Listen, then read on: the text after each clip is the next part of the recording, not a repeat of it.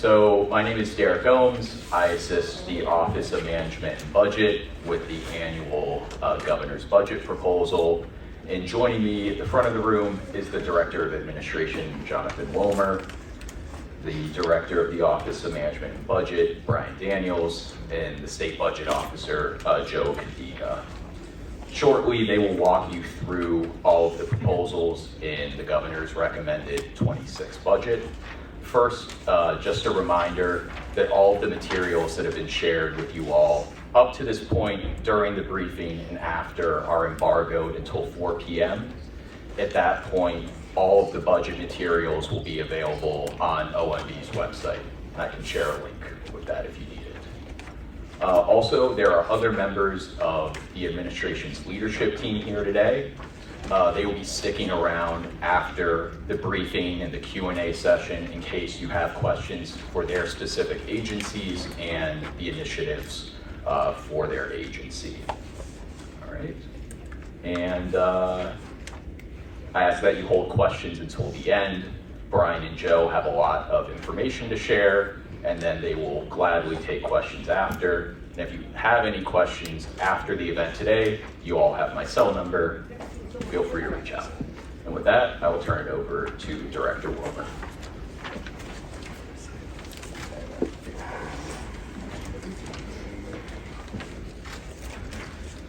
Good morning, everyone. Welcome. So I'd like to start with the big picture before I turn it over to the two that really know what's going on. We were trying to close about a $250 million deficit, and that number comes after the revenue and caseload conferences. In addition, we're projecting revenue growth about 2.5% and expenditure growth over the next few years at 3.7%. That difference is really what frames the structural deficit that we're dealing with today and in the future. And it really forces us to take a hard look at our recurring expenses across government and in future years. Despite these challenges, the governor's budget includes some really key investments in transportation infrastructure, workforce, business development, and K-12 education, areas that lead to growth. We're able to accomplish this goal without any broad-based tax increases or cuts to critical services for Rhode Islanders. As you might expect, though, this budget generally signals a return to pre-pandemic conditions. We need a right-sized government. Without further pandemic funding, the state must continue to focus on streamlining for efficiency and having a disciplined approach to how it prioritizes funding. In light of that, the administration has had to make some tough decisions with respect to programming and operations to ensure that every dollar is used efficiently. This includes some common sense reductions, like eliminating phones for state employees who no longer use them, consolidating and eliminating leases, and making sure that we reduce fraud where we can find it. I want to thank the agencies and their staff that helped with this budget. As you might expect, it's not as much fun or as easy to be closing a deficit. But through everyone's hard work, we've made sure the governor can put forth a thoughtful and responsible budget. I'd also like to thank the OMB staff and all your hard work. Greatly appreciated. Thank you. With that, I'm going to turn it over to Brian Daniels, but most immediately, Joe Cadiga, our budget officer.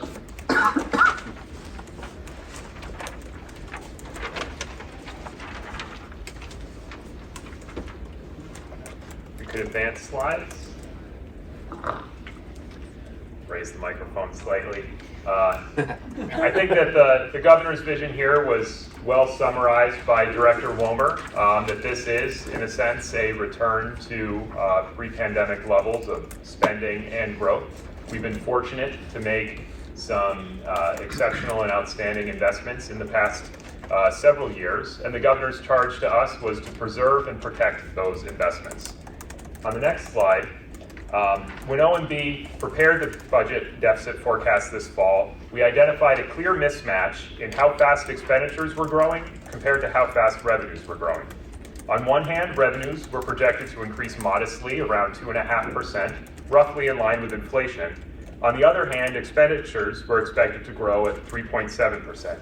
Certain significant areas of expenditures were projected to grow even faster than that, more than what revenues could support. For example, medical and social assistance were forecast to grow at 5.3% average annual growth over the next 5 years. And local aid, which includes local aid streams like the car tax reimbursement relief, as well as the education funding formula, were anticipated to grow at 3.2%.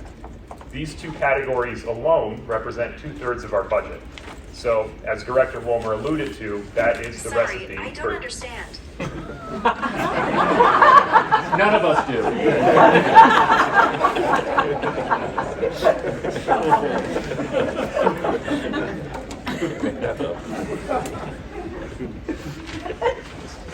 Turn it off. Siri's always listening. So that mismatch between revenues and expenditures was the recipe for the structural imbalance that we were facing. So in developing this budget, we faced the challenge of transitioning from several years of higher than usual budgets and growth, bolstered by pandemic era and surplus funds, to a more typical environment when revenues were expected to grow at 2 or 3%. This reality does not force us into broad-based cuts. As you can see, many areas of government continue to grow, and in fact grow above trend in the governor's recommendation. But the governor's goal was to ensure that bottom line growth remained affordable and aligned with our revenue forecast. His clear directive was to preserve the investments we had made over the past several years, and to achieve that, we had to look very closely at every new expense. Another directive of the governor was to avoid broad-based tax increases. This would be a challenge at a deficit in the high $300 million range, but fortunately we have had some developments which have moderated the deficit outlook somewhat since that time. On the next slide, I'll take you through those. So you can see the $398 million deficit projection. We prepared that using data through the preliminary fiscal 2024 close, and we've had some material updates since that time. You can see $76 million of improvement to revenue performance recognized at the November 2024 Revenue Estimating Conference, and relative to our forecast, an additional $65 million of caseload improvement. That left our deficit at about $256 million. Further adjustments since that time, the Auditor General and Controller have informed us of pending audit adjustments to prior year fiscal 2024 expenditures and revenues that bring us $34 million closer to balance. So the challenge we were facing with the governor over the past several months in preparing his budget recommendation was to close that gap of somewhere in the mid $200 million range. On the next slide, you can see how we accomplished that. The governor and his team worked closely with budget staff and agency staff to create a roadmap to bring this deficit to zero. The steps that we took: first, reversing the supplemental contributions to ERSRI and the Supplemental Rainy Day Fund at the end of the year. Significant prior year revenue was generated. One of the areas of uncertainty that generated positive audit adjustments was recognizing the revenue generated from the IRS tax deadline extension last year. We looked across the board at fund balances across government. Many agencies and quasi-entities had been accumulating significant balances of funds. Part of this was driven by the high interest rate environment of the past several years, when investments were earning 4 or 5% cash investments. This made possible targeted transfers of revenue of totaling $11.2 million to help close the gap in this budget proposal. And then, when it came to balancing revenues and expenditures, the governor was clear. We would focus on controlling expenditures rather than raising new revenue. In fact, our budget solution reflects about twice as many expenditure adjustments as revenue changes. Even a deficit in the mid $200 million range is a challenge, but it did help us to avoid some of the broad-based tax increases that the governor wanted to avoid. But it did call for taking a careful look at new expenses and controlling overspending and growth. With that, I'll pass it along. I'll talk on the controlling growth slide next. You can see here that, in fact, many areas of government did continue to grow over trend. Our deficit stems from the gap between projected expenditure growth and projected revenue growth. When we still have a base of revenue growth, we are able to continue to make targeted adjustments. We close that gap, some cases, by making real year-over-year reductions. You can see we took a very close look at contract professional services and operating expenses, both making cuts, controlling growth, and also shifting to other available funding sources, whether that be federal funds or restricted receipts. But we also have various areas where we continue to make sustained investments, whether that be in supporting the state workforce, higher education, education aid, and grants and benefits, a category that includes, among other things, Medicaid and social assistance. With that, I'll pass it along to Brian Daniels.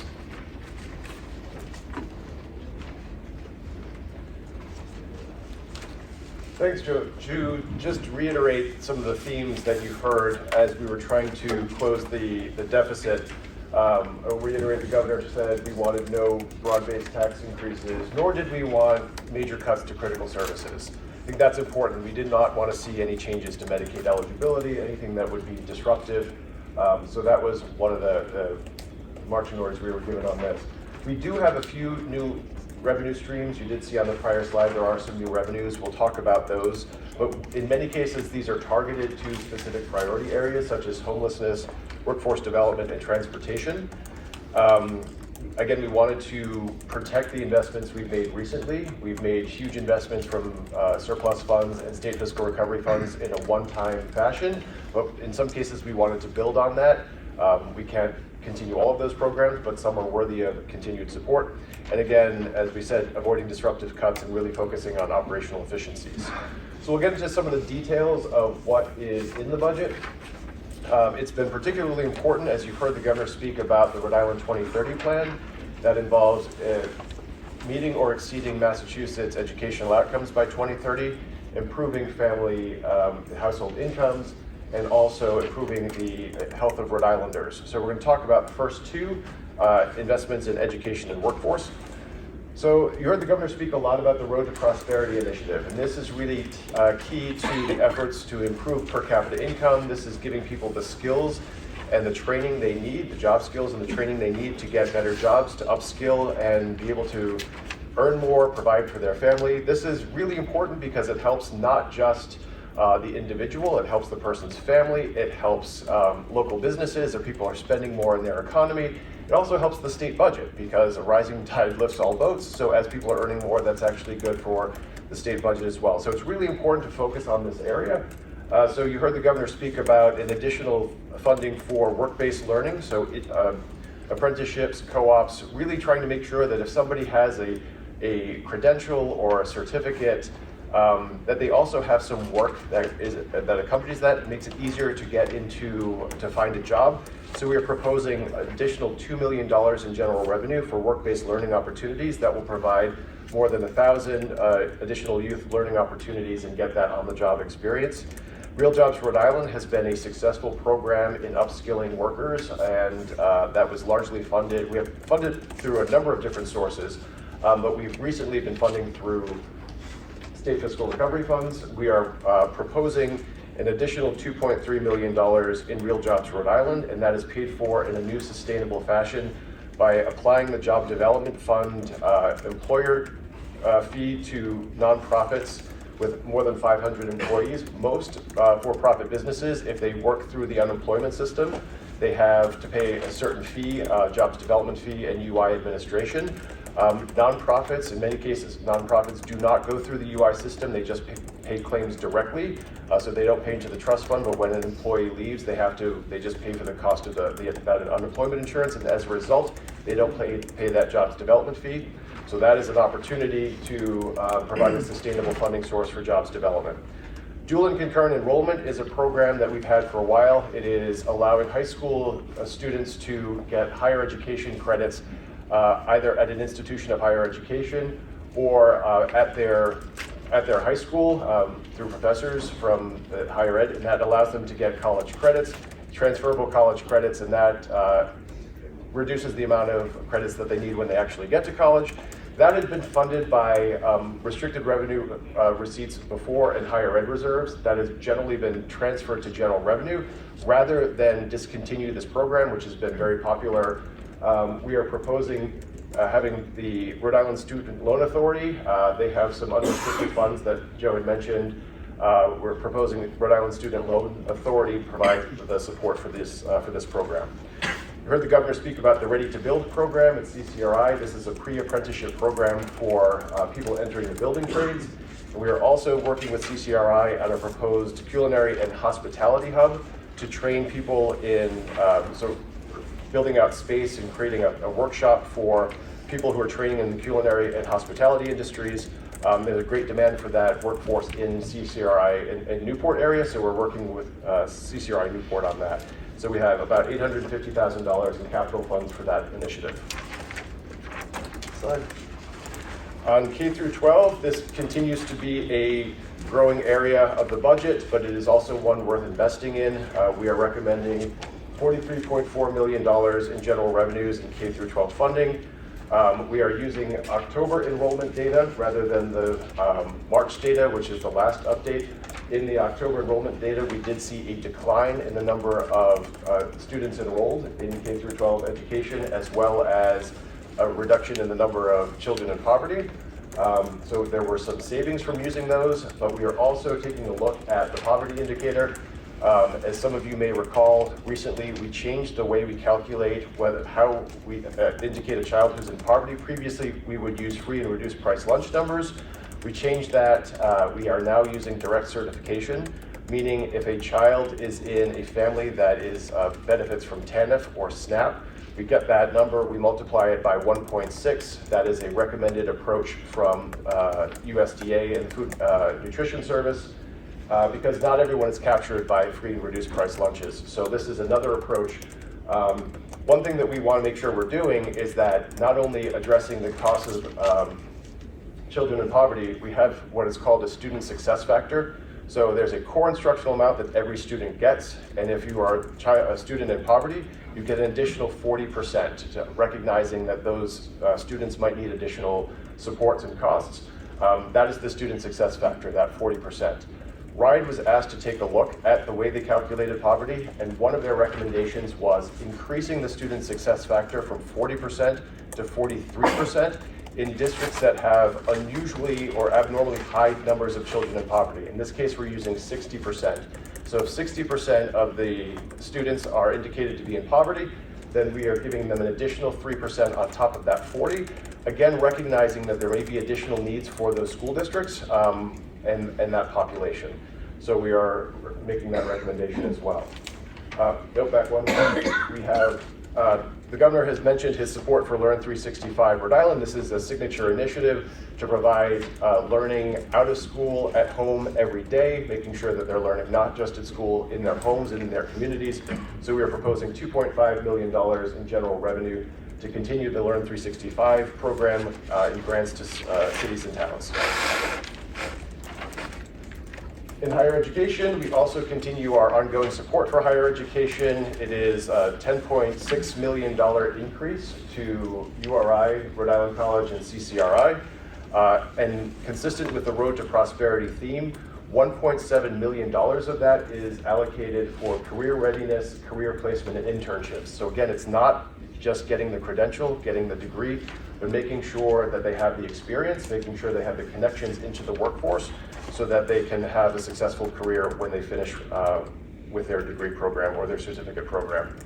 We're also continuing support for scholarship programs, including an additional $1 million for the Rhode Island Promise Scholarship. That is consistent with enrollment trends and utilization trends. An additional $2.1 million for the Hope Scholarship at Rhode Island College.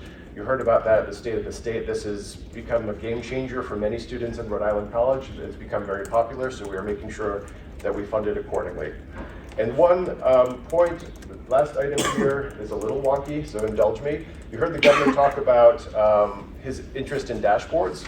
He also cares a great deal about understanding if these investments work. So this budget proposes a total of 6 FTE across 3 divisions: Department of Administration, EOHHS, and the Office of the Post-Secretary Commissioner, to knit together our state longitudinal data system, which has a lot of data and information about K through 12 and workforce, and the HHS system, which has a lot of information about benefits and various other programs. What we're trying to accomplish is, if we are investing in some of these workforce development programs or other programs, are they actually improving outcomes?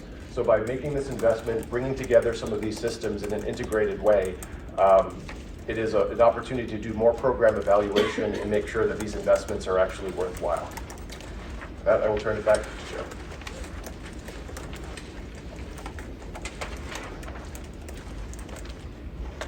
So some of the governor's most significant initiatives targeted at small business and the economy we've already discussed, and that's avoiding broad-based tax increases and also targeted investments to help increase Rhode Islanders' incomes. That's the Road to Prosperity initiative. But the governor also continued the theme in recent budgets of finding some of those annoying, nuisance, troubling things that irritate the small business community and empower the business community to grow. And also taking a look at the tax code and how we could further incentivize businesses to make investments in Rhode Island. On the next slide, we talk about the R&D tax credit. The R&D tax credit, this continues on a theme in recent budgets. The governor had previously recommended and was enacted the extension on the carry forward of the investment tax credit. This is a similar initiative. The R&D tax credit helps to reward businesses, allowing them to effectively carry forward or take a credit in the future on initial investments in research and development equipment and facilities. This is the type of investment that the governor wants to encourage. And this extends the carry forward of this credit from 7 years to 15 years, encouraging investment in some of these high-tech manufacturing, bioscience firms that might be making large upfront investments in equipment and facilities to make a long-term home in Rhode Island.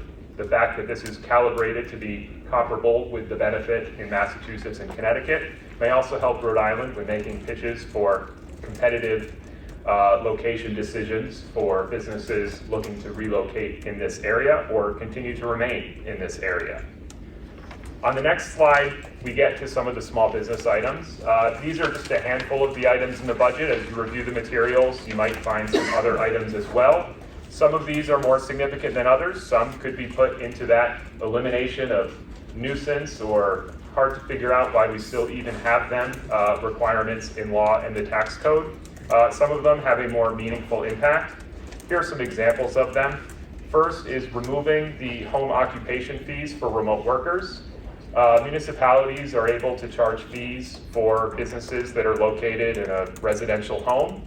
This made sense years ago when it was important to regulate businesses that actually have a bona fide presence in a residential neighborhood and could continue to be relevant. But what's being adapted here is adapting it to a modern economy when making it clear that the point of these restrictions is not to charge a license to a remote worker who's sitting at a laptop in their dining room or in their home office. As the workforce has changed and remote working has become more prevalent, this updates the law to reflect that. Additionally, lifting requirements for holiday operating licenses and streamlining some of the administrative burden for businesses that wish to remain open on holidays. Also, a significant item is reforming the Certificate of Need process. Certificate of Need laws were largely established in the 1970s when it was looking at controlling access and controlling supply in the healthcare services and healthcare investment space. The problems that we have faced most recently with respect to healthcare services is often a constraint and a lack of supply. Many states, including now recommended in Rhode Island, are looking at streamlining or eliminating certain Certificate of Need processes. And this is the process whereby a new healthcare provider, either looking to enter the market or make a significant investment, goes through a process that is administered by the Department of Health to ensure that the investments that they're making are well supported. When we look at areas like home health, hospice, outpatient surgical centers, areas of shortage, equipment that is needed by healthcare providers, those are areas where the state is looking to encourage investment and market entry into those spaces to alleviate some of the shortages that we're facing. This will also administratively streamline the work of the Department of Health Some of the processes that are being eliminated or modified in this budget provision account for up to 80% of the Department of Health's activity in terms of certificate of need reviews. Freeing them from some of that workload will allow them to focus on more efficient, effective, and timely review of the certificate of need reviews that were made. And then finally, an item that has been recommended by the governor in recent budgets are changes to the paint stewardship program. The governor proposes an orderly repeal of the program, requiring the program to submit a process for winding down and returning reserves to the state. With respect to transportation, the first item here is the governor is quite proud and made it clear that he wanted us to find a permanent way to keep the Road Restore program in the budget. This has been a successful $27 million state fiscal recovery program that leverages state funds by requiring that municipalities match these state fiscal recovery funds with investments of their own to support local paving, local sidewalk, local transportation infrastructure projects. 80% of Rhode Island roads are local. The governor is aware that smooth and functional roads and sidewalks are a major quality of life issue and economic issue, as well as municipal finance issue. And that's why he supports this Road Restore program. While we are making significant investments in improving state transportation infrastructure, making the Road Restore program permanent will provide a revenue stream that municipalities can rely upon to make continued sustained investments in their own local roads. However, given the deficit outlook, it was difficult for us to add new programs without considering new complementary revenue sources. So in order to make this $6.5 million annual program sustainable in the budget, we did have to consider a new revenue source. On the next slide, you can see that the governor recommends an electric vehicle and plug-in hybrid registration fee. This not only makes possible the sustained funding for the Road Restore program, but also helps to alleviate some of our out-year transportation state match need that's being caused by, among other things, the fact that our gas tax yields are diminishing as the state private fleet of motor vehicles gets more fuel efficient and transfers to non-internal combustion engines. You can see here that in the early years, as this program ramps up, we'll expect $1.7 million of annual revenue in fiscal 2026. But as we expect significant growth in the battery electric vehicle and plug-in hybrid fleet, it will ramp up to $14.7 million in the out years. The fees here are calibrated to the approximate amount that a Rhode Island driver pays in gas tax. So you can see $150 per year for a battery electric vehicle, a vehicle that doesn't otherwise pay any gas tax, and $75 a year for a plug-in hybrid vehicle. These fees would be deposited into the highway maintenance account, the account from which the transportation funds from which the Road Restore program would be paid. So it would help to offset that impact, but it would also help Rhode Island transportation revenues keep pace with needs in the out years. This is something that Rhode Island joins a majority of states in assessing fees on battery electric vehicles and plug-in hybrid vehicles, and it is necessary to modernize our revenue streams so that we can keep pace with transportation infrastructure needs.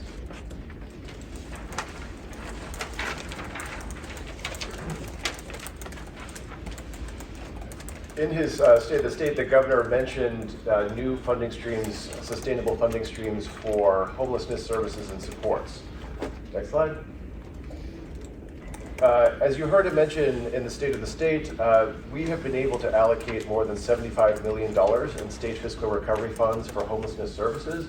This includes everything from homelessness infrastructure, buying Charles Gate, so we have that capacity, expanding our shelter bed, setting up warming centers, and a number of initiatives like that. This is a one-time funding source. We do know that it will be declining over time, and we will be spending it down. So the governor wants to make sure that we do have some sustainable funding sources to continue services and supports to people experiencing homelessness. So the two that he is proposing, one we did last year, which is closing the whole home rental tax loophole. So if you rent a room in your home on Airbnb or a third-party rental site, you pay the 5% hotel tax, the same tax that you pay if you go to a hotel. But for some reason, when this was drafted, if you rent your entire home on a short-term rental site, you do not pay that 5%. So the governor is recommending making the whole home rentals pay 5% as well, and closing that loophole and dedicating that revenue specifically to homelessness services and supports. The other new initiative that we're discussing is proposing a change to the real estate conveyance tax. So the real estate conveyance tax is for properties, it's a two-tier conveyance tax. So when you sell a property, a residential property, if it is over $800,000, the conveyance tax up to $800,000 is 0.46%, and then above $800,000 is 0.92%. That delta above $800,000 goes right now to the Housing Production Fund. What we are proposing is increasing that 0.92% to 1.25%.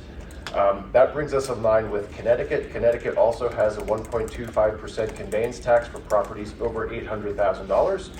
And that delta between 0.92% and 1.25%, that third of a point, would go again to Housing Resources and Homelessness Fund. You see the impact of this in the fiscal year 26. This provides $4.4 million of new revenue on top of some of the existing sources that are already in place. And then in fiscal year 27, because fiscal year 26 is a partial year revenue, fiscal year 27 will increase, and we will have a total of $8.1 million from these two sources in fiscal year 27. On the health and wellness component, this is something that has also been a pillar of the Rhode Island 2030 plan. The first item is one that the governor mentioned in his State of the State. We are proposing an assault weapons ban. It's a minor modifications from previous pieces of legislation, working with various parties to refine it, so it would ban the future possession, purchase, sale, and control and manufacture of assault weapons. And in this legislation, assault weapons are defined by function and particular features, as opposed to specific makes or types of weaponry, listing out manufacturers and so forth. So this is a feature-based approach. It is also allowing some grandfathering for obtained firearms. So if someone has a weapon that would qualify, that person could go to their local police station, have it registered, and be allowed to keep it under certain circumstances. There's, again, provisions, as in the past, there have been provisions for criminal and penalty provisions if for violation. And another component that is important as part of this as well is, as part of a broader gun safety initiative, is including a sales tax exemption on gun safety products. So lock boxes, gun safes, and barrel and trigger locks. So that is another component of this budget that supports gun safety. Governor mentioned primary care. This is obviously a really important challenge facing Rhode Island. There's a shortage of primary care providers, and so we are taking steps to address this. The governor is again proposing that the Office of the Health Insurance Commissioner include primary care provider rates in its biennial review. We did propose this last year. The General Assembly did not accept it. So we do not expect that it would pass and be able to be implemented by the next OHIC round. OHIC's recommendations are due in September 2025. So if this is successful, it would be part of the September 2027. In the meantime, as we're waiting for that, the governor is proposing $200,000 in state general revenue for a loan repayment program administered by the Department of Health. This is an existing program. The Health Professional Loan Repayment Program, it is a matching program, so for every dollar that we generate locally, we get $1 of federal funds. So we are proposing $200,000, matched by $200,000 federal, specifically for primary care providers and pediatricians who commit to practicing in Rhode Island, and they are also required to practice in a federally designated health professional shortage area for 2 years.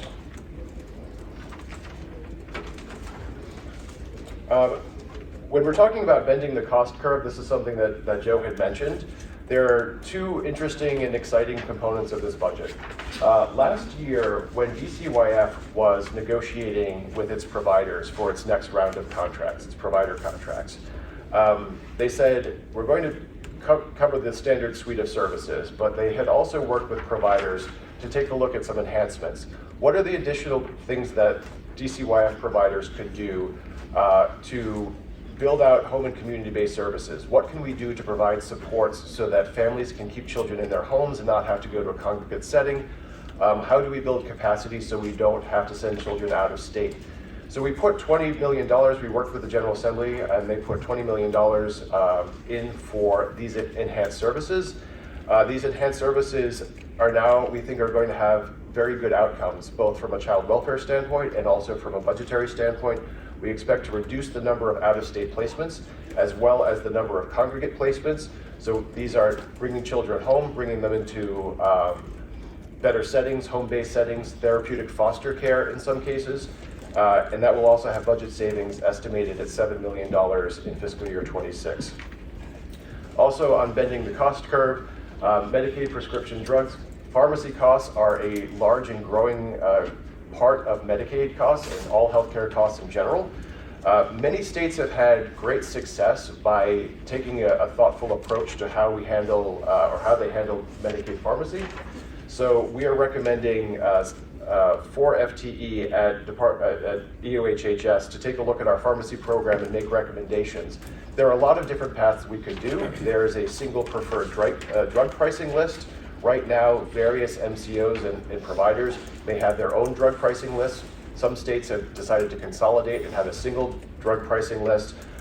Some states have carved out pharmacy entirely from MCOs or fee-for-service and now administer that separately, so you get some additional buying power. So we're looking at options, but states have saved upwards of 10% on pharmacy costs. So by a small investment in fiscal year 26, we expect to yield about $4 million in savings in fiscal year 27 and $8 million in 28. Other health and wellness items, the governor has been very supportive of senior services supports, particularly services provided at senior centers. He is expanding, recommending an increase in the amount of funding for this item from $1.4 million to $1.6 million, a $200,000 increase. These are particularly important. They provide a social activity for a lot of seniors. Also, they help with food distribution, transportation, caregiver support. The governor has talked about getting to a target of $10 per senior, and by this investment, we get to $8.19, so we're making progress toward that goal. And in our ongoing efforts to reduce cigarette use and smoking, we are again recommending an increase to the cigarette tax of 50 cents, bringing us to $5. This would generate additional $4.4 million.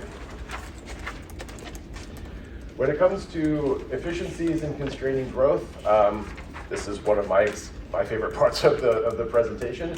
Joe did mention earlier we were focusing a lot on constraining growth, so when you see those reduced expenditures, in some cases it is saying no to items that were requested and making sure that we are not growing. In some cases it is finding ways of reducing operating costs and contracted services. And so we have a few items to put before the General Assembly and the public in the budget here. Notably, one of the largest areas of operating costs in some agencies, is agency leases. So we have a number of agencies with expiring leases in the near term. Human Rights Commission is in a leased space in downtown Providence, paying about $200,000 a year. DEM and statewide planning are an leased office building in Providence. DEM is spending $2.6 million on their space. Statewide planning is spending $250,000 on their space. That lease is up in July of 26. Human Rights Commission is up in August 26. An Executive Office of Commerce has leased space at Iron Horse Way in Providence as well. They have $75,000 in leased space there. We are recommending Human Rights Commission move into the Shepherd Building just a few blocks away in Providence. That is state-owned space, so we would save that. Statewide Planning, which is a division of Department of Administration, for some reason, I mean, there was a goal a while ago to integrate it with DEM because they did similar work. Now we want to bring bring that back, bring planning back into DOA, into Powers, so we would save that lease cost. An Executive Office of Commerce, although that is not expiring until July 2027, we have spoken with the Executive Office of Commerce, and their expectation is that they will not use that lease and they will move into space at the Commerce Corporation. That leaves DEM as the large remaining lease and brings us to the next slide. Procurement of a new state office building. This is a modification of the proposal we talked about last year. It was a proposal that we had been working on for a while. It was also one that was put in as an amendment toward the end of the session, and it kind of got some, I guess, mixed up a little with what we were intending to do. But the goal here is really trying to make sure that we are moving offices out of lease space and into state-owned space. So the property that we are looking at right now, it would have space for about 800 employees. It has a state-of-the-art data center, and that's important for reasons I'm going to talk about in a moment. So we want to make sure that we're looking at procuring this property and then co-locating a few agencies. So for example, we would move Department of Environmental Management there with annual lease savings of at least $2.6 million. As I mentioned, $2.6 million is what they're paying now. It's up for renewal. We expect that leasing cost might increase. So we save money by moving them into owned space. We would propose co-locating them with the Office of Energy Resources. So right now, as I mentioned, DEM is working with the Division of Planning. Right now, a lot of the work that DEM does is with Office of Energy Resources on areas of clean energy, energy efficiency, and climate change. So we get some operational efficiencies by putting those groups together. It has, as I mentioned, a state-of-the-art data system. The building that houses our state data center now needs very substantial HVAC upgrades because servers are hot and they throw a lot of heat, and we need to upgrade HVAC in a very expensive fashion. That will be a $10 million plus capital investment. We also have Department of Human Services at the Pastore campus, and one of those buildings that they're in right now needs a very substantial renovation, might actually be slated for demolition if we can find another place for them. So you see here, I think this is the dollars and cents component. This is what the argument we're trying to make here, that under the current configuration, if we do nothing, we will be spending $53 million on these functions in the next 5 years. If we buy the new office building, it's $52 million. And that means we break even in 5 years. And after that, we think about $2 million a year in operating savings. The other component that's different from this year, last year we had proposed borrowing for this. This year we are proposing using RICAP, so that avoids interest costs. That also, so it reduces the financing. We don't have financing costs. It reduces the state expenditures associated with it, and it also, it breaks even faster. So that's one of the reasons we're proposing RICAP for it this year. Another efficiency, as we were looking through various departments, corrections identified in its budget submission that the minimum security prison has an average population of 169 inmates. That is less than 25% of capacity. It's 23.8% full. The average cost per inmate, because there are so many overhead costs with running that facility, are over $130,000. $130,000 for what presumably, I don't want to speak for Wayne Salisbury, but presumably the lowest risk inmates. So we're spending $130,000 on essentially the lowest risk inmates compared to medium security, which is 67% full, and they are about $91,000 cost per year. There is an unused housing module in medium called FMOD, and so we're working with corrections and some experts to see what we can do to modify that and turn that into a standalone minimum security. It would be segregated from minimum. For medium, trying to make sure that we're doing this safely and securely, but with what we think are relatively modest capital improvements, we might be able to close minimum and move those into FMOD, but we're going to require some capital investments. We do take some pretty substantial savings. I believe it's $6 million is what we're estimating, all subject obviously to timeline, but partial year savings in fiscal year 26 and full year savings in 27. Other efficiency initiatives, Director Wilmer alluded to this first one. I have a state-issued cell phone. I also have a desk phone. I do not need both of those. So we're going to take a hard look at what our opportunities are. Many people also use Teams. We use Microsoft Teams for a lot of communication. That can also be converted as a way of communicating with people. So we're looking at figuring out how do we remove unnecessary desk phones for people who don't need them.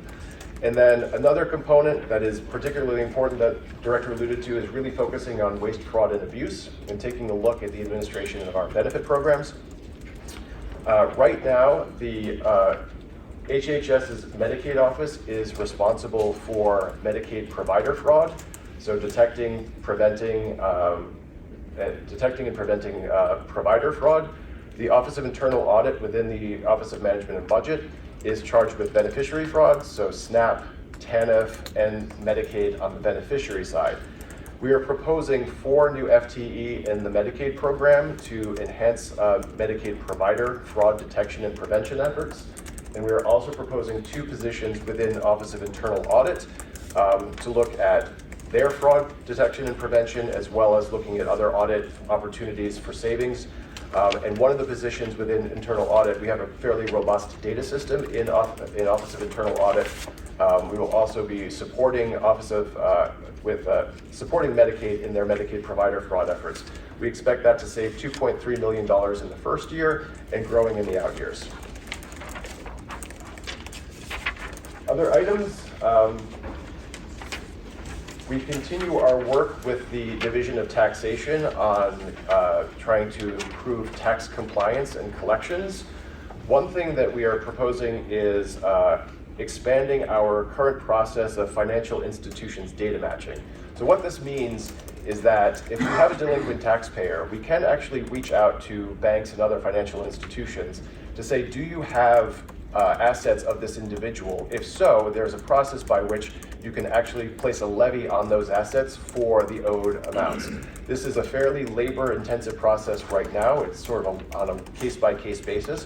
What I believe at least 20 states do is they have standing arrangements with various financial institutions nationwide, so you can go out of state and say, do you have this, is this taxpayer have an account with you? And then you're able to place levies on that and make sure we're collecting taxes.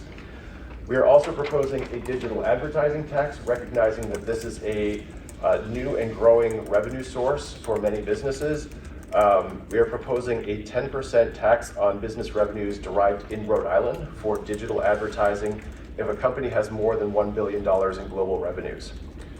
And for roadworks, we are following the court decision. We will be turning on the tolls. We are booking $10 million of revenue from tolling revenue in fiscal year 26. That gives time for DOT to go work with a vendor, go check the equipment.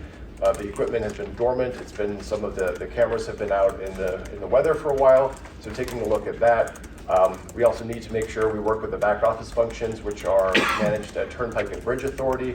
So we expect that there will be a partial year revenues in fiscal year 26, and then $40 million in fiscal year 27, assuming that the tolls are up and running fully by 27. And my last item is, again, focusing on cost containment, particularly in the health and human services realm. There are 3 categories of providers that get annual Medicaid rate increases. I'll talk about the first 2, nursing homes and hospitals. We are recommending a 2.3% increase for nursing homes and hospitals as their rate adjustment. In some years, when states have faced deficits, people have said 0. What we're saying here is 2.3% is what we expected our revenue growth to be as we were developing the budget. We said you're getting as much as we're getting, so this is what we recommend to make sure that this is a sustainable amount. The other category is for home care workers. And so this is the home care category does receive annual rate adjustments. And that was primarily to make sure that this group, which helps people in their homes, providing various services and supports, are paid competitive wages. They were part of the OHIC process last year. And when OHIC did the review of the home care category, Their recommendation was a 39.7% increase to home care workers. That, when translated at various codes, depending on the type of work, ranged between 15.8% and 74.3%. Those were rates that were actually adopted. Last year in the OHIC process, the General Assembly took all of the OHIC recommendations, implemented them in 1 year. Because home care workers are part of the OHIC rate process and they did receive a substantial increase last year, we are recommending that we remove the annual rate adjustment and just move them into, they're exclusively in the OHIC rate review process. If we don't do that, they will be the only group in the OHIC rate process that has an annual inflator. We're going to treat everyone equally and make sure that they are part of the biennial process. Another area that we determined is an area of duplication. Fiscal year 2024, the state started a new program called state-directed payments, and these were payments to hospitals. They went through the managed care organizations. It is a federally Medicaid endorsed program, and the way it works is if the goal is to close the disparity between Medicaid rates and commercial rates. So if hospitals meet certain quality indicators, they get higher rates for certain services. That gave hospitals net new $110 million through the state-directed payments program compared to the prior system. At the same time, we also administer a program called the upper payment limit, and that is intended to bring hospital inpatient and outpatient rates to close the disparity between Medicaid and Medicare. Now that we have the state-directed payments program, we have now 2 rate enhancement programs. The state-directed payment program is larger. Again, as I mentioned, they got $110 million, all funds net increase from that. So we are proposing no new payments for the upper payment limit and really making sure that we invest in the state-directed payment program. And finally, the governor has heard from a number of nursing homes that are challenged by the staffing minimums. The state has not been issuing fines, but there's serious concern about the ability to meet the staffing ratios and to find the workforce. So we are proposing changes to the minimum staffing requirements for nursing homes, including greater flexibility in who qualifies for the definitions of staffing, changing some ratios and allowing the Department of Health to administer waivers in certain cases. It also would waive past penalties, so we don't have to worry, the nursing home industry doesn't have to worry about these penalties piling up. Again, we have not been issuing them, but theoretically, if we did this would be crippling to the nursing home industry, which is already facing challenges and might force closures. So for that reason, we're proposing changes to those requirements. I'll turn it back to Jim. In advance. I'll take you through the last few slides before we break for questions. Here, you can just simply see a slide for reference, how we balance the budget and how funds and expenditures flow from one year to the next. And you can see that we ultimately are projected to close fiscal 2028 with about $800,000 on the bottom line, which is typical to close modestly above zero in a recommended budget. In the next slide, another slide included for your reference, just showing the general revenue, federal funds, restricted receipt, and other funds totals in both years and the modifications that the governor recommends both to the revised budget and his recommendation for 2026 over 2025. And the final slide I will elaborate on for a moment, and that's updates to the 5-year forecast. I called out some of my talking points here on the slide itself. I'm not sure if that made it into the copy in front of you, but this will be on the copy online, and I'm sure Derek can give you some notes if not. We referenced earlier in the presentation the growth rates projected in the 5-year forecast that we published earlier in the fall of about 2.5% revenue growth, 3.7% expenditure growth, and that mismatch being what contributes to the structural deficit. It still remains, but the picture has incrementally improved. We're now looking at 2.8% revenue growth using the most recent assumptions adopted in November, and 3.6% expenditure growth. That 3.6% expenditure growth, many of the initiatives that you heard about today are factored in there, whether that's the movement of the minimum security facility, integrating it with media, whether it's the pharmacy strategy that Brian mentioned, the enhancements to program integrity across our health and social services programs.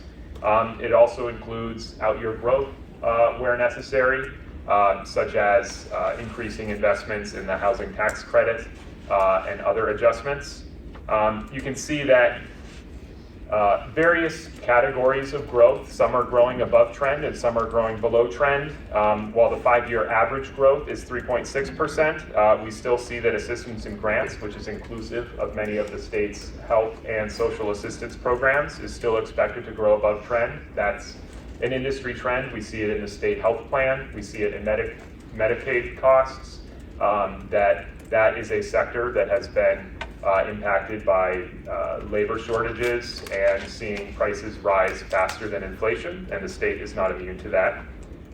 We also see local aid continuing to grow in out years, largely driven by increases in K-12 education support, while personnel costs and capital, inclusive of debt service costs, are growing more modestly. With that, I think we're ready for questions, and Derek can moderate that. Just real quick, so there's a mic here, it doesn't amplify, it doesn't clarify. We'll feed into the camera so we can pass that. Yes, if you just raise your hands, I'll call on folks. Kathy, get started. First, just a global question, and then a more specific one. But global, we keep hearing about this deficit, and we're not going to have the same amount of federal money, and we look at the numbers, and instead of going down, our budget's going up by $258.2 million.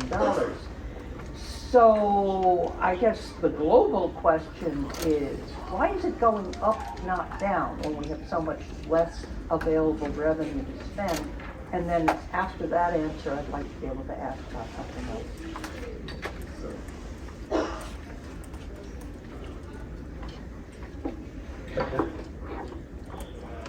Yeah, so it is amplifying, good. So I think one of the things you're seeing is we are growing. I mean, we do have, I think it's 2.5% revenue growth, so we are keeping up with that. One thing that has been a little bit noisy in recent budgets, and you see it in the fiscal year 25 revised, is we're still working through the state fiscal recovery funds. So those are funds, you see a pretty substantial increase between 25 enacted and 25 revised. That's because we carried forward any unexpended state fiscal recovery funds from 24 into 25. You see the same thing in other funds. That is largely RICAP, our capital budget, and transportation funds. If they're not expended, they carry forward. So that's one of the reasons you see sort of it increasing and then starting to decline. So while it is 14.2, it is down from our revised number, which incorporates the fact that we have a lot of federal dollars and transportation dollars and capital dollars that are carrying forward. Okay. And I'd also like to say that a projected deficit does not mean an outright decline in revenues. Revenues are growing, but as we've seen, they're just not growing at the level of projected expenditure growth. So the solution to this deficit was not necessarily across the board bottom line cuts, but it was keeping growth of expenditures in line with projected growth of revenues. Well, I'm sorry, go ahead. let me just get to my specific. First an observation, then a specific. The observation is the only agency that seems to have taken it in the chin was the poor little Department of Health. And I'm not sure what's disappearing, because that's a fairly sizable amount that's being cut from their budget. Observation if you want to address it. But my specific question has to do with Citizens Bank building, which is a couple of things there. You said you're modifying it. Yeah, it hit people by surprise at the end of the session. And this is a building Citizens hasn't been able to sell. And once again, it's on the table for the state to buy it. At what cost and what has been modified that you think is going to make this more attractive to legislators than it was last year? So I think the big difference is that we are proposing using RICAP instead of borrowing. So that avoids the debt payments and the interest costs associated with that. So that's one of the reasons that, as you saw on the slide, it breaks even in 5 years. I think that's important. When it comes to the question of how much it costs, I think the challenge we have is that this is an ongoing negotiation. We want the best deal for the taxpayer. We have money set aside in the capital budget. I will be very clear, if you see a number in the capital budget, that is not the selling price. That is the selling price plus the cost of architectural and engineering work that needs to be done to accommodate and the construction modifications that need to be done to accommodate DEM, Office of Energy Resources, DHS, the State Data Center. Also moving costs. In some cases, we may need to move people into temporary space while we are fitting out the new space. This is an ongoing negotiation. We do not have a number, and this is why it's a little bit difficult to negotiate in the public sphere. We're trying to be as transparent as possible, but we also we want to get the best deal for the taxpayer. What's the number in the capital budget, which we don't have a copy of yet? I don't recall, I think it's, I want to say 31 million? 31 million. Brian, pick up on Kathy's initial question. We heard the Senate Republican leader respond to the governor's State of the State address by saying she sees a need to cut fat in government. You've outlined some of the challenges, but just to put it in layman's terms, why is it difficult to cut what she called fat in the budget? It's a good question. Kathy had mentioned that Department of Health gets hit. We'll have to take a look at that. That may be all funds. They don't have a lot of general revenue. I think every agency, do you want to talk about that? Sure. Department of Health is fairly straightforward in that you'll see in the budget books that I think have been provided to you that it's largely driven by federal funds. Their federal funds go from 25 at 248 million to 152 million. And that's the winding down of pandemic era federal funds that we're experiencing at many of the impacted agencies. When you look at their general revenue budget, there are some adjustments year over year from 25 to 26, but looking at 23, 24 actuals in the 33.5 million range, 34 million range, we're funding them at $38 million in 2026. Can I jump in with a small one? I think Joe I was want to follow more to Kathy's question. If you could, No, I want to follow up to Ian's question because, it's not just Department of Health. I think if you ask any department director here who's seen their budget, there are many things that they wanted that they did not get, and there are certain things that they have that they no longer have. As you saw in the slide presentation, we really took a hard look at contracted services. There's an actual reduction in contracted services in this budget, as well as a reduction in operating costs. As to why it's difficult to trim, as Joe had pointed out earlier, so much of our budget is driven by grants and benefits, and these are Medicaid programs. Medicaid programs are largely entitlement-based. They are driven by a process, the caseload estimating conference. If somebody wants to sign up for Medicaid, they sign up for Medicaid, they get the benefit. So that is one of the challenges. We are trying to trim those costs, as we talked about, particularly with pharmacy. But if somebody signs up for these programs, they are entitled to the programs. Similarly, on education, we have the education funding formula. And the core instructional amount is driven by an average of other states in New England. So as that increases, our core instructional amount increases as well. So we have about almost 2/3 of the budget when you look at health and human services and education that are tied either to entitlement programs or to the education funding formula, which is why it was particularly incumbent on us to take a look at the things more in our control. So the contracted services, the operating costs, and making the long-term efforts in health and human services to try to constrain some costs. Ted, I want to ask about the advertising tax. When Maryland put that in place, which you said this is modeled on, they did a carve-out for newsrooms. Is that part of your proposal, or is this going to be a tax on newsrooms as well? So Maryland, when they proposed their digital advertising tax, had a number of there were a lot of provisions. So it was a 4-tier tax with different rates based on different global revenues. They did have the carve out for media, as you pointed out. They also had a provision saying that the costs cannot be passed through to the consumer. That has proven to be very complicated to administer for Maryland. We tried to go for a simplistic approach. We did see that when we talked to Maryland, the vast majority of tax revenue was coming from the largest payers. So we're starting simply. We're taking a very simple approach. there's also a legislative process. We did talk about some of these options as we were putting it together. We said, but for purposes when we were discussing with Division of Taxation, we wanted a simple tax that is easily explainable, and then we can talk about modifications to it, including if you wanted, I'm sure people will want to talk about the media exemption. But for simplicity purposes, because Maryland is complex and is also being challenged for some of that complexity, we wanted something simple. So it is currently a 10% tax on. It is a news or 10% tax digital on digital advertising for larger corporations. for businesses that have more than $1 billion in global revenues. And that Which includes one? any parent company. Yes. How do you define company as just any part of any of the organization? So I am not a tax expert. If we have additional questions, I believe we may have someone from Division of Taxation here. If not, we can get answers to that. Nancy. Quick follow-up on that and then a separate question. Do you have an estimate of how many companies would be subject to this tax?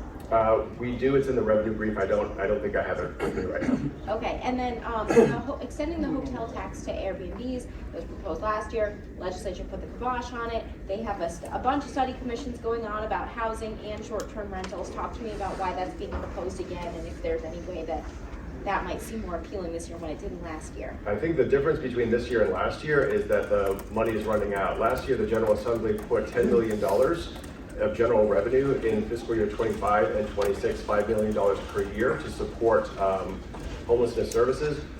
They did not accept the whole home rental Airbnb tax or short-term rental tax. Instead, they put forward that $5 million in 25, that $5 million in 26.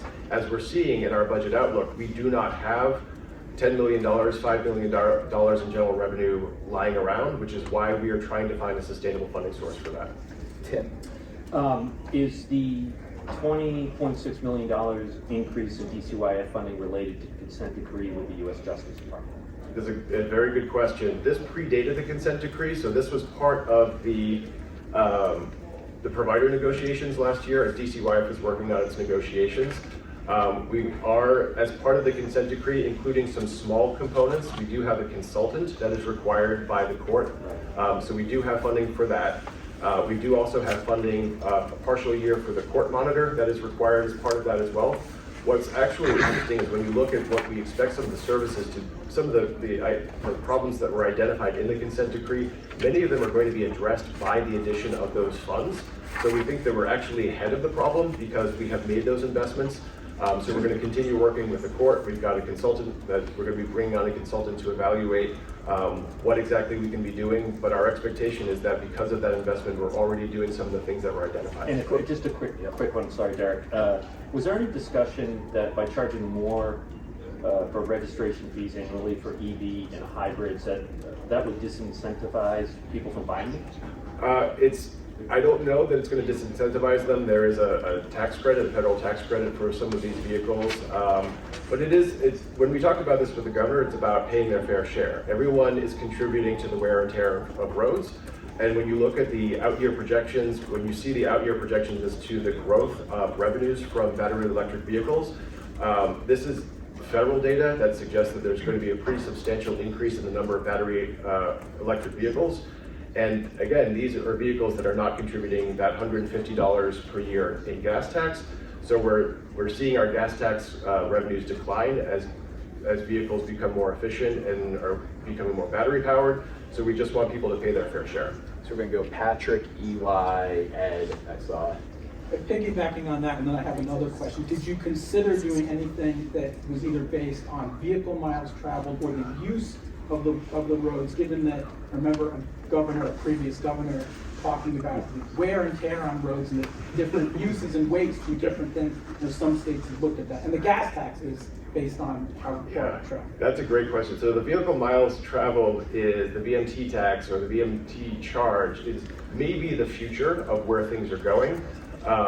The problem is there have been some pilots in other states. I believe Oregon has taken a look at it. It's very data intensive. There's a lot of reporting that's required. That's one of the reasons I think you see 39 other states have initiated registration fees for battery electric vehicles, 33 for plug-in hybrids, because it is a more standard process. They say, what would you have spent in gas tax? And we're essentially asking you to pay the same amount in registration fees. And on the homeless services budget, I know you're providing new revenue streams. but that's coming as a lot of federal revenue is going away. What is the net spend expected on homeless services? Yes, I can get you the actual number. It will be a decline. I think that is one of the things we're facing. There's a challenge. We do have some sustainable funding sources. It's on the slide. Take a look. We do have some ongoing funding sources. About 11.3 million, but we wanted to make sure we were supplementing that because we've been spending maybe $25 million or so on homelessness services with federal dollars. We can't necessarily sustain that, but we want to do as much as we possibly can. I think the other thing that, and I would defer to Acting Secretary Goddard, who's here, she's a far better expert than I am. I think one of the things we're also trying to do is how do we administer programs more efficiently. Shelters are good as a short-term initiative, but we really need to be focusing on affordable housing and building capacity, and that would reduce the need for shelters. So hopefully, as we're making our investments, we did the $120 million housing bond. That will support more affordable housing development. We have a lot of affordable housing development dollars in state fiscal recovery funds. Hopefully, we'll get to the point where we don't need as much shelter bed capacity because there will be more affordable housing units for people to go into. On the truck tolls, when are you based on your projections, when are you thinking that the tolls will be turned on? If you recall when we did it last time, it was a rolling process, and there's a lot of, you need to make sure you get it right. Again, from what I've spoken about with DOT, they need to inspect all of the equipment. Some of the cameras they've been exposed to the weather. They have to work with the former provider, understand what we can still do. My understanding is also Turnpike and Bridge had been providing a lot of back office support. They have changed, I believe, one of their vendors, so we're going to have to reintegrate some of that work. I'm not going to speak for a particular timeline, but when we did discuss $10 million, which is about a quarter of what the revenue we received before in fiscal year 26, they thought that was achievable. So that would be the fourth quarter of the year? It may be, or it may be ramping up over time. We may turn some on before others, but $10 million is sort of a ballpark as to what we think we can accomplish in 26. So go ahead. Yeah, to follow up on the truck tolls, is there anything being done in the budget to protect the local trucking companies that are going to be impacted? So the cap is, as you know, was ruled unconstitutional. We do not have anything in the budget on that. This gives flexibility when DOT is working on tolling rates. We are not assuming the full revenues with the cap removed. We are assuming the prior revenues with the cap, so that gives some flexibility for relief. I think one thing we need to be careful about with the court decision is not disproportionately benefiting one group over another, but this gives us some opportunity to figure out what's the best way to do it in an equitable fashion. And could you just address with the registration fee on electronic vehicles, how is that going to impact our ability to meet the active climate goals? If someone is buying an electric vehicle, I don't know that that's going to make much of a difference. I mean, I don't know if everyone's going to be deterred by additional $150 per year. So I don't think it's going to have a major impact on market decisions. We have time for two more, and I saw Brian and Steph. Sure. So just following up on DCYF, so the total budget for DCYF is going down, and I understand it's because you put $20 million into FY25, and you're assuming that you're going to get the kids back from out of state and it's going to save money. Have you already found enough foster families and enough staff members for these in-home providers to guarantee that the children in congregate care can come back? I don't want to speak for DCYF. I know that they're working very aggressively with their providers. Another change that we are doing in the DCYF budget that may be showing up, previously there have been a number of court-ordered hoteling situations where the family court has ordered DCYF to pay for certain families to stay in hotels. That was largely landing on general revenue. We have been working with the Department of Human Services. They have a flexible funding source through TANF. A portion of their TANF can be converted to a fairly flexible source. So we are using that to cover a number of the hoteling costs. So that's one of the things you're also seeing, Steph, is that some of that general revenue spending that was done before is being pushed to another source. And if I could also clarify, general revenue support for DCYF is in fact growing modestly year over year. A big reason for the change also, if you take a look, is capital funds going down year over year as capital projects are completed.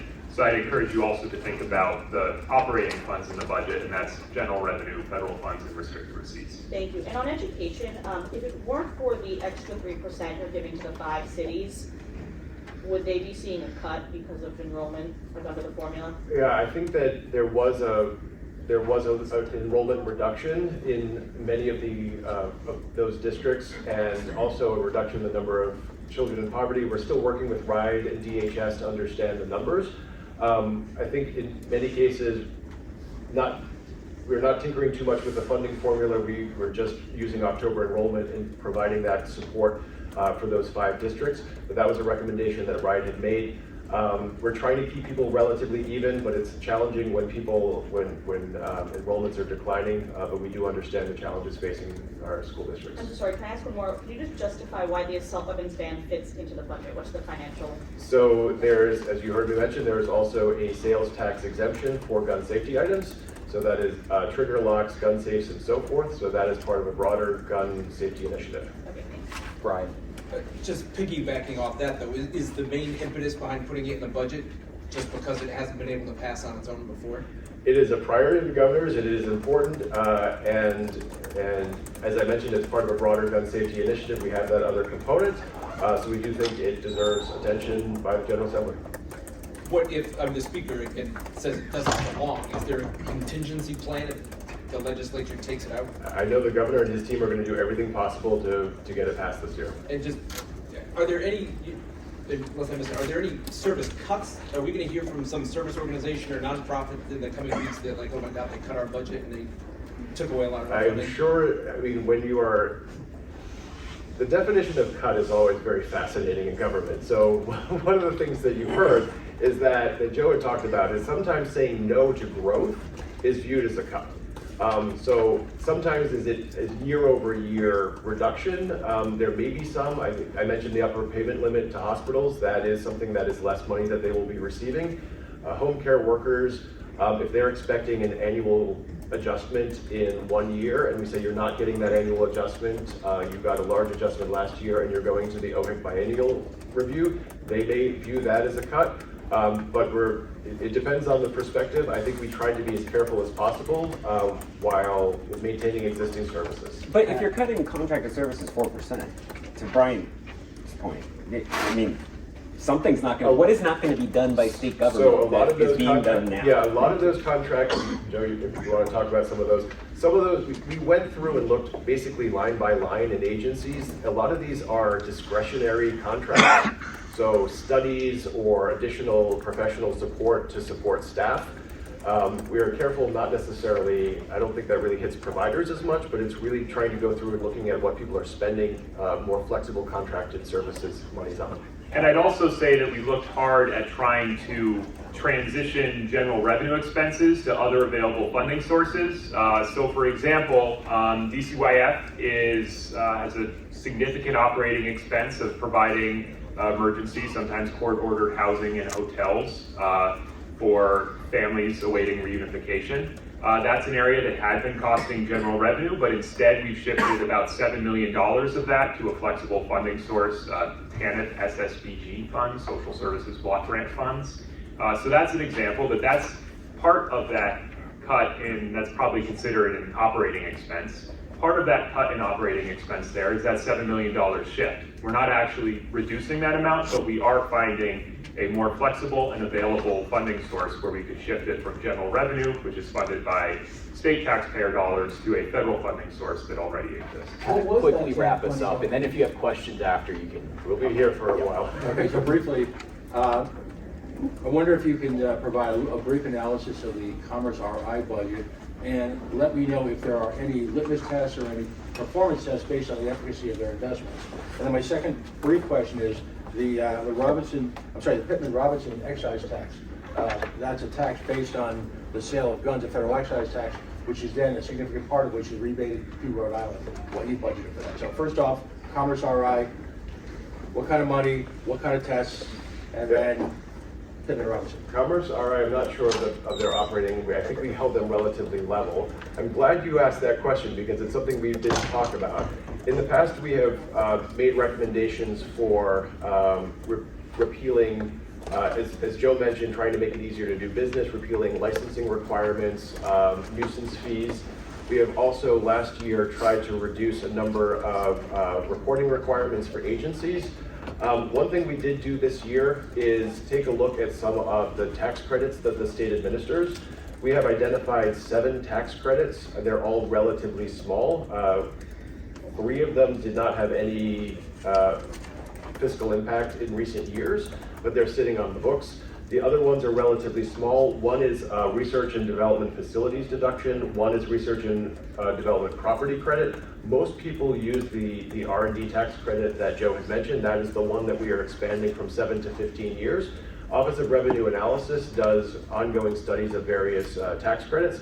So based on that recommendation, we are extending the R&D tax credit from 7 to 15 years. Their analysis shows that for every dollar we put into the tax credit, we get more than $3 back in state revenues. So that is a very good tax credit. Meanwhile, some of the other smaller R&D tax credits don't have that impact. We are proposing repealing those, and then those 2, and then 5 others. Well, real quickly, I'm not really speaking to those. I'm speaking to specifically the grants where Commerce RI either gives grants, low interest loans, specifically grants to private businesses, and seemingly that at least there's no public accountability in that. Are you analyzing that in terms of the overall budget? I do want to ask you about the excise tax. Yeah, so I'm not sure.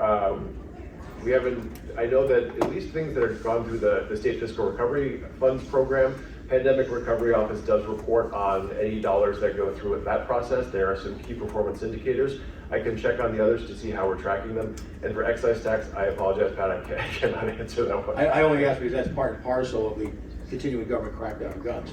The state of Rhode Island receives millions of dollars a year back from the federal government. And what's the name of it again? It is the Robinson Pittman. I'll get you the exact name. Great, thank you. The Robinson Pittman. And again, the Rhode Island received, I think it was $5.9 million last year in funds. And so there is a major impact, if you will, financially, on the continued suppression, if you will, of sale of weapons. Okay, well, thank you all very much for coming out. If you need anything, feel free to reach out. Okay, I'm ready.